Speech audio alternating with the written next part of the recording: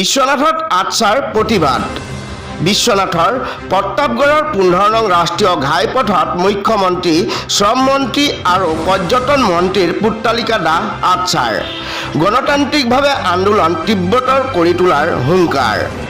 কাজিৰঙাত চাহ বাগিচাৰ ভূমি উচ্ছেদ কৰি পঞ্চতাৰকা হোটেল নিৰ্মাণৰ বিৰুদ্ধে ৰাজ্যজুৰি অব্যাহত আছে প্ৰতিবাদ।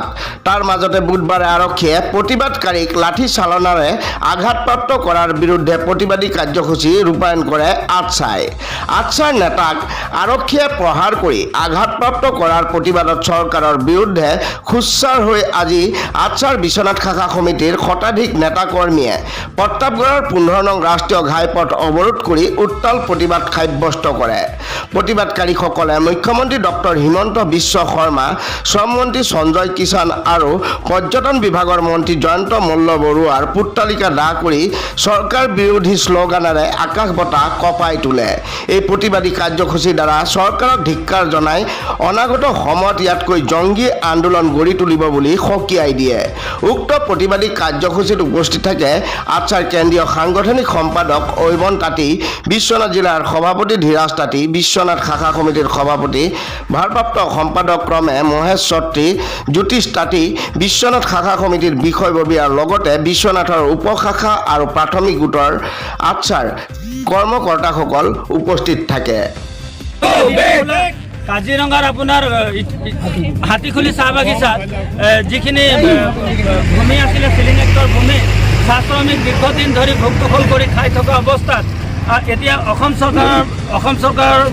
অসম চৰকাৰে হায়াত কোম্পানীক দি পঞ্চতাৰকা হোটেল খোলাৰ তেখেতসকলে প্ৰচেষ্টা হাতত লৈছে।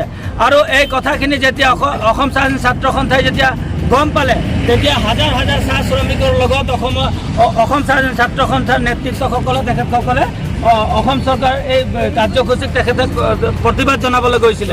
আৰু এই প্ৰতিবাদস্থলীতে আপোনালোকে দেখিলে, এই প্ৰতিবাদস্থলীতে অসম পুলিচে আমাৰ চাহ শ্ৰমিক লোকসকলক আৰু আটচাৰ কৰ্মীসকলৰ ওপৰত প্ৰহাৰ কৰা আমাৰ পৰিলক্ষিত হৈছে। এইখিনিতে আমি এটা কথা ক'ব খুজিছোঁ, অসমৰ বৰ্তমান পৰিৱৰ্তনকামী কোৱা শ্লোগান দিয়া এই চৰকাৰখনে বিভিন্ন সময়ত আমাৰ মাননীয় মুখ্যমন্ত্ৰীয়ে চাহ শ্ৰমিকৰ কথা কয়, চাহ শ্ৰমিকৰ উন্নয়নৰ কথা কয়, চাহ শ্ৰমিকক ভূমি পট্টা প্ৰদান কৰিম বুলি তেখেতসকলৰ যিটো ইলেকশ্যনৰ যিটো মূল এজেণ্ডা আছিলে যে চাহ শ্ৰমিকক যিখিনি মানুহ আছে অসমত বসবাস কৰি আছে এই মানুহখিনিক ভূমিৰ পট্টা প্ৰদান কৰা হ'ব বুলি। আৰু আপোনালোকে চাওক, এই কাৰ্যক্ষেত্ৰত দেখিছোঁ আমি চাহ শ্ৰমিক লোকসকল দীৰ্ঘদিন ধৰি যিসকল মানুহে মাটি সংৰক্ষণ কৰি নিজৰ দখলত ভোগ দখল কৰি খাই থকা অৱস্থাত আজি পুলিচ বাহিনী লগাই মাৰ ধৰ কৰি এই মানুহখিনিক তাৰ পৰা উঠাই দিব খুজিছে।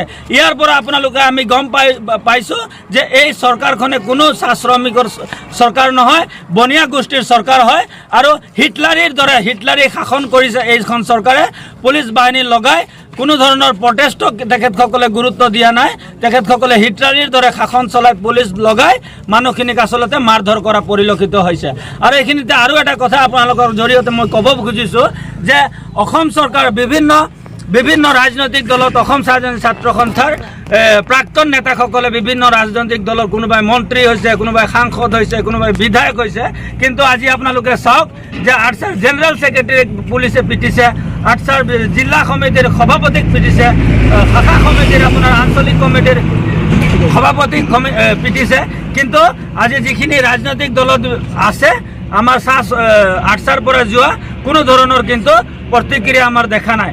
আমি তেখেতসকলে কাজিৰঙা হাতীখুলি চাহ বাগিচাত এই চাহ শ্ৰমিকে ভোগ দখল কৰি থকা প্ৰায় চিলিং হেক্টৰ মাটি তথা চাহ বাগিচা উচ্ছেদ কৰাৰ ঘটনাক লৈ অসম স্বাধীন ছাত্ৰ সন্থাৰ নেতৃত্বত গণতান্ত্ৰিকভাৱে আন্দোলন কৰিবলৈ যাওঁতে আটচাৰ কেন্দ্ৰীয় সাধাৰণ সম্পাদক জগদীশ বৰাই ডাঙৰীয়া, সাংগঠনিক সম্পাদক অনিত গড়ৰ লগতে গোলাঘাট জিলাৰ সন্মানীয় সম্পাদক সুশীল কানন্দীৰ লগতে মহিলা শ্ৰমিকক বোকাখাট আৰক্ষীয়ে প্ৰশাসনে বৰ্বৰ আক্ৰমণ কৰাত আমি অসম স্বাধীন ছাত্ৰ সন্থা বিশ্বনাথ শাখা কমিটিৰ তৰফৰ পৰা ধিক্কাৰ জনাইছোঁ, গৰিহণা জনাইছোঁ যে নিৰীহ লোকসকলে নিজৰ প্ৰাপ্য বিচাৰি যোৱাত গণতান্ত্ৰিকভাৱে আন্দোলন কৰিবলৈ যোৱা যি বৰ্বৰ আক্ৰমণ চলাইছে আমি ধিক্কাৰ জনাই গৰিহণা জনাই দাবী জনাব বিচাৰিছোঁ যে চাহ শ্ৰমিকৰ যিসমূহ সমস্যা চাহ শ্ৰমিকক প্ৰতিশ্ৰুতি দিয়া বিজেপি চৰকাৰখনে যেতিয়া চৰকাৰ গঠন কৰাৰ আগমুহূৰ্তত চাহ শ্ৰমিকৰ দৈনিক মজুৰি আৰু মাতৃত্বতা যি প্ৰতিশ্ৰুতি দিছিল